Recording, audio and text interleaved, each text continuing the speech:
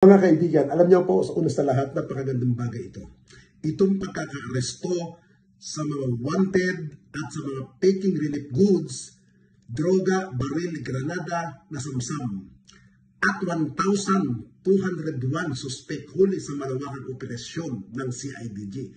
Dahil po yan sa utos at order na pinapatupad ng kasalukuyang PNP Chief Acting na si Police Lieutenant General Jose Melencio Nartates Jr. Simple lamang naman ang gusto ni General Nartates at ng buong pwersa ng kapulisan ang maging ligtas ang ating mamamayan, maging mapanatag at higit sa lahat, hindi nagiging biktima ng mga masamang gawain. Kaya, hindi po ito makukuha ng ating kapulisan, ng ating mga otoridad, kung hindi po dahil sa bawat suporta nyo, bawat tulong nyo, bawat kooperasyon. Kaya po mga kaibigan, tayo'y dapat nakikipagtulungan sa ating mga alagad ng batas para maging tagumpay at mapanatili na maging mapayapa ang ating minamahal na bansang Pilipinas. Again, maraming salamat sa inyong suporta sa ating kapulisan. Patuloy ang maigting operasyon ng Criminal Investigation and Detection Group, CIDG, sa buong bansa matapos masakoti ang ilang pangunahin wanted person at iba-ibang kriminal na gawain. Ama na may kasong pang-aabuso sa sariling anak huli sa Negros Occidental. Nito lamang October 1, 2025 sa Barangay Lopez, Hahina, Murcia, Negros Occidental inaresto ng CIDG Negros Occidental Provincial Field Unit at Intelligence Group ang isang 44 anyos na lalaki na may warrant of arrest para sa qualified rape at act of leguminous laban sa kanyang minor de edad na anak. Ang akusado ay kabilang sa national level most wanted person na may 135,000 na pabuya alinsunod sa DILG Memorandum Circular Number 2025-078 matapos ang ilang taon na pag-iwas sa batas natuntun siya ng CIDG track team at naaresto. Bodega ng binebentang relief goods ng DSWD na sabat sa Tondo.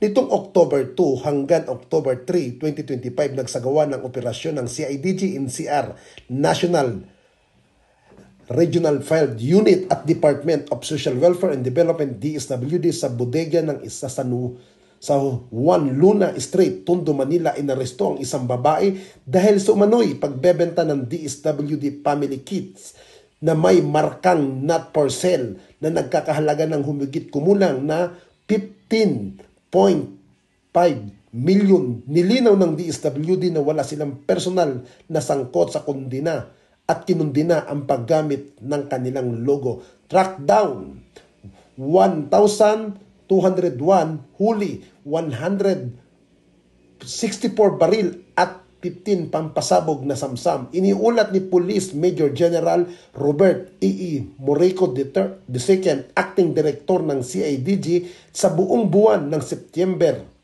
2025 ay nagsagawa sila ng 1,097 operasyon na nagresulta sa pagkakaresto ng 1,201 suspect at wanted person, kabilang ang 4 na national most wanted na may pabuyang nasamsam din ang 164 na loose firearms at 15 pampasabog at 48.6 million halaga ng iba-ibang ebidensya. Gun runner at droga na sabat sa Angeles, Pampanga. Nitong September 30, 2025, naglunsad ng search warrant operation ng CIDG Angeles City Field Unit sa Barangay Armsic, Angeles City. Inaresto ang isang 51 anyos na lalaki at nasamsam mula sa kanya ang 3 45 caliber na baril, isang granada at humigit kumulang na 60 gramo ng hininalang shabu na tinatayang 408,000 ang halaga. Stapa King na may 17 warrant timbog sa Baguio City.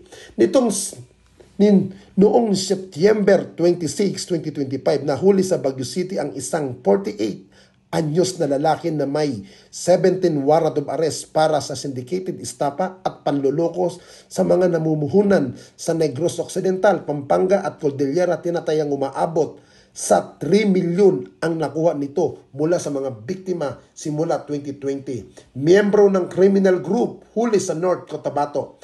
Noong September 28, 2025 sa Midsayan, North Cotabato, inaresto ng CIDG BAR Special Operation Team at iba pang unit ang isang miyembro ng Upaw Criminal Group dahil sa 2 kasong murder at may kinalaman sa pag-ambos sa Lanao del Sur.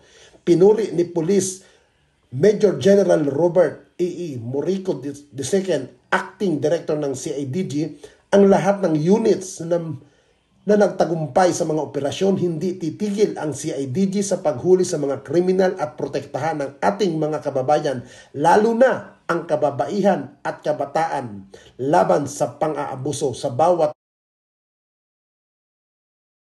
matagumpay na operasyon, binigyan natin ng hustisya ang biktima at nakatutulong tayo na gawin mas ligtas ang ating komunidad. Ang operasyon ay bahagi ng pinaigting ng kampanya ng CIDG sa ilalim ng Uplan Pagtugis, Uplan Salikop at Uplan Paglansag, Omega, kasunod ng direktiba ni Police Lieutenant General Jose Melencio C. Nartatis Jr., Acting Chief PNP.